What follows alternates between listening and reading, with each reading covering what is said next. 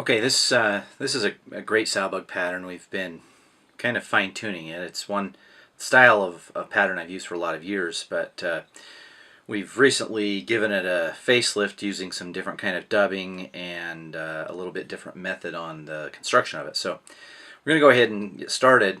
What I like to do is just lay a thread base, because the body is going to consist of primarily some lead-free wire, but the thread base will help keep that from sliding around too much. Now this is a size 14, and I tie these from 12s down to 18s, and so you want to adjust your wire accordingly. This is 030 lead free, and as you'll see in a minute, we're going to smash it. So you want to have something that's big enough diameter so that when it's smashed, it's going to give the look that we want. So I just push some of this onto here and then just wrap to cover the thread. And break that off. Okay, now we've got just a hook with some lead-free wire on there. And the key to this pattern is that we're going to use this lead to form the shape of the sow bug body, its segmentations. So in order to do this, we need to crimp the lead down. And I'm going to do this with some scissor clamps from Dr. Slick, and as you can see, they have a flat plier-like surface. These are great for crimping barbs and that sort of thing, but they work wonderful for this purpose here. So I'm just going to take a couple of passes down and just smash this lead. You have to be careful, you don't want to smash it too hard because it'll come apart. Okay, when we get done smashing the lead, it should look like that. The other thing is going to give it a broader profile, which a sow bug is a very broad profile. Okay, now the construction of the fly is actually very simple. We're just going to use a very dark vein, and you can use crystal flash on this. I use some sulky silver metallic black mylar basically, and that's just going to be tied in the top of the hook in the center.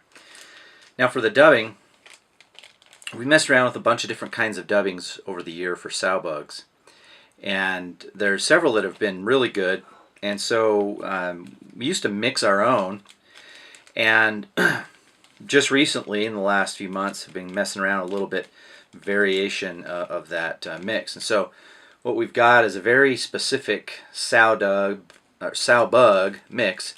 Could be used for scuds as well, but this is a good lighter color. It's got some different specks of red and some flash in there, which is important.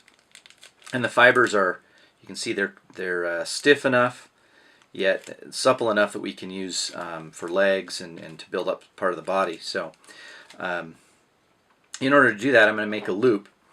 Now actually in this tutorial we've got a few fun little tools that we've been using. The first off is this right bobbin. We use the Stomfo bobbin as well. The right bobbin is also a very good bobbin. And now we're going to make a loop, and as part of this we'll introduce one of our newest little toys, and that's the Stomfo Elite dubbing twister, roto dubbing twister. And the nice thing about this, so it's also got the ball bearings like the one that we have used in previous tutorials, but it also has a nice collapsing tensioning system with these two hooks on there. It's a spring-like material. So I'll show you how that works. You basically take your thread and you hook your hooks onto that, and then just like you would with a regular shepherd's hook, we're going to go back up and cross over to form the loop. And then I'm going to advance my thread, and when you do this, keep the thread in between the segments of the lead. And you'll see why we do that in a little bit. And then up to the front. Okay, so we've got all 3-4 inches of loop here. And the nice thing about this style of dubbing spinner is that when you pull on it, that thread will tighten down. So that's going to help keep the dubbing in check. So I just take a little piece of this dubbing and I'm going to make my dubbing loop. Okay, now I've built up a loop, not very thick. Sparse is kind of the name of the game on this one. And then give it a spin. And this spinner is actually one of the smoothest we've ever messed with. It's pretty sweet. Anyway, so it's build up my brush. Now I'm just going to take some Velcro.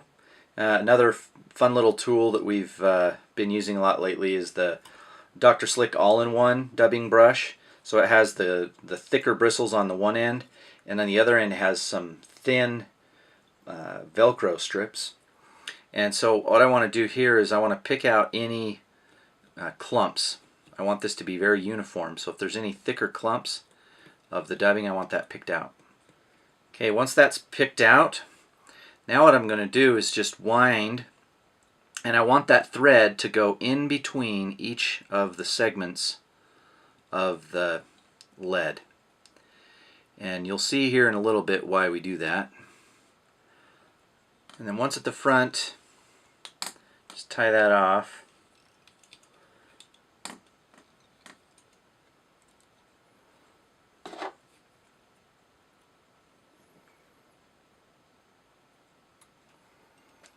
And now I just clean up the head a little bit.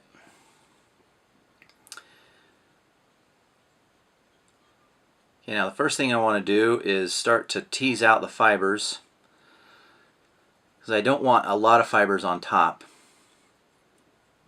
And then as I've got that, if you need to, you can bring your dubbing teaser or brush and further tease those out to the side. And what you're doing is you're kind of helping this lead profile show through. Now I'm just going to bring over that Mylar or Crystal Flash, whatever you want to use. Okay, now we've got the head cleaned up. Throw a little whip finish on there.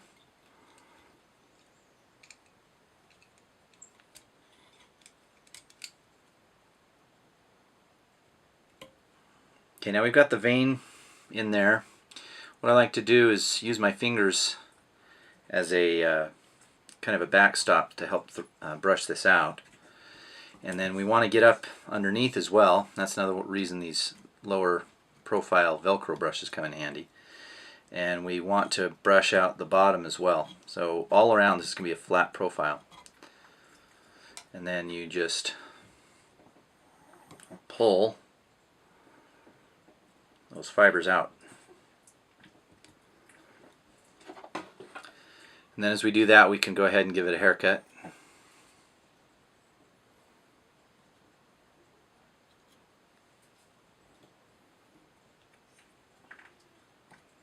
Trim underneath as well.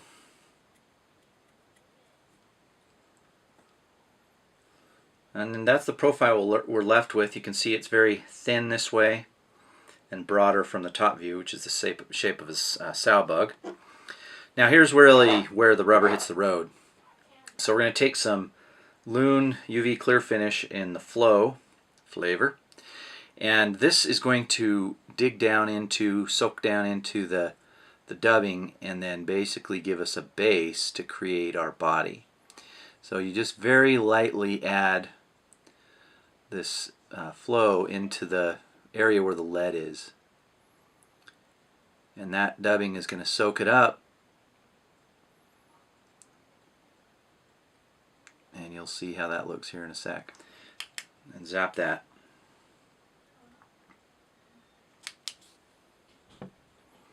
So you can see that it's created a little bit of a body shape, and that's just going to serve as the base. So we're going to grab some thick, and I like the thick in this nice 2-ounce bottle because it'll go a long ways.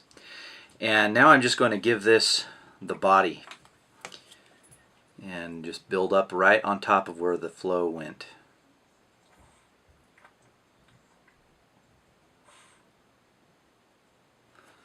And if needed, you can grab a little bodkin or a craft stick like I use here. Okay, give that the light. And now you'll see this start to come together. So now you can see, if you look at that, that's really close to what those sow bugs' profile look like and the segmentation they have. And the thread that was used in the dubbing loop and the thread I wound up through there also serves to kind of augment that. And then as one final step, we'll just put a little bit more flow on there. It takes the tackiness off because the thick is a little tacky.